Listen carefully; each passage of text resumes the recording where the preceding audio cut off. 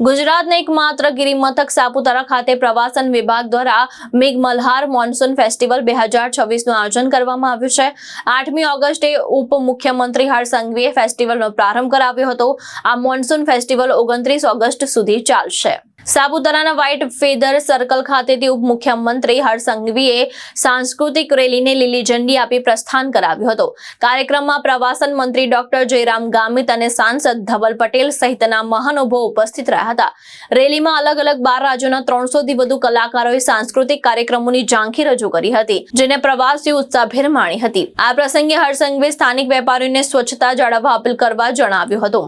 સાપુતારા જેટલું સ્વચ્છ રહેશે એટલા વધુ પ્રવાસીઓ આવશે અને સ્થાનિક રોજગારીમાં વધારો થશે તેમ જણાવ્યું હતું। ગયા વર્ષે જે એક્ઝિબિશનમાં માત્ર એક્ઝિબિશન થકી કરોડો રૂપિયાની કલાકૃતિ અહીંયા વેચાઈ હતી, એનો વેપાર મળ્યો હતો અને ડાંગ જિલ્લાના નાના ગામડામાં રહેતા નાગરિકોને તેનો સીધો ફાયદો થયો હતો। તેનો લાભ બી આપ સૌ લોકોને આ વખતે વધારે મળે તે માટે સ્ટોલ વધારવામાં આવ્યા। આ પ્રવાસીઓ વધારે કેવી રીતે આવી શકે તેનો પ્રયાસ કરવામાં આવ્યો છે।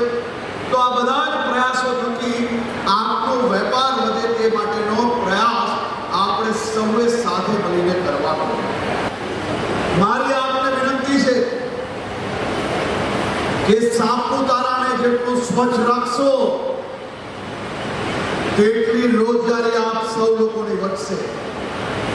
સાપુતારાને જેટલું સ્વચ્છ રાખશો તેટલા વધારે પ્રવાસીઓ સાપુતારામાં આવશે અને જેટલા વધારે પ્રવાસીઓ સાપુતારામાં આવશે એટલો વધારે વેપાર તમને સૌને જરૂરથી મળશે। તો મારી આપ સૌને વિનંતી છે કે સૌ લોકો ભેગા થઈને જે સમિતિઓ બનાવેલી છે એ સમિતિઓના માધ્યમથી સાપુતારાને વધુ સ્વચ્છ કરવાનો પ્રયત્ન કરો। આપ સૌ લોકોનો સહયોગ મળશે તો જરૂરથી આપણે ગયા વર્ષે 2,65,000 પ્રવાસીઓ એ સાપુતારા મોન્સૂન ફેસ્ટિવલમાં આવ્યા। આ વર્ષે આ આંકડો હજી ખૂબ મોટો વધે તે માટે વહીવટી તંત્ર અને ટુરિઝમ દ્વારા પ્રયાસ કરવામાં આવ્યો છે। હજી વધુ ડેવલપમેન્ટ કઈ રીતે થઈ શકે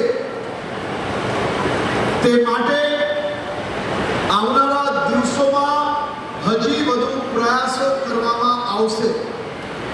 એ ડોન એરિયા હોય, ગીરા ધોધ હોય, વિલ્સન હિલ હોય, સનસેટ પોઈન્ટ હોય, આ બધા જ વિસ્તારોને હજી વધુ વિકસાવવા માટે રાજ્ય સરકાર દ્વારા આ પ્રયાસો ચાલુ છે। તમારા સૌની મદદથી સાપુતારાને હજી વધુ વિકસાવવા માટે આપણે કામગીરી કરી રહ્યા છે। આપ સૌ લોકોના સહયોગથી આ કામગીરીને આગળ વધારશું। આજે ડાંગ જિલ્લાના સૌ નગરજનોને અને મારા યુવાન સાથીઓ, ડાંગ જિલ્લાના વિદ્યાર્થીઓ, આપ સૌ માટે ભૂપેન્દ્રભાઈ પટેલની સરકાર દ્વારા મારા આદિવાસી વિસ્તારના ગામડાઓમાંથી કોઈએ શહેરો તરફ મોટી સ્કૂલમાં ભણવા ના જવું પડે, એમના સપનાઓ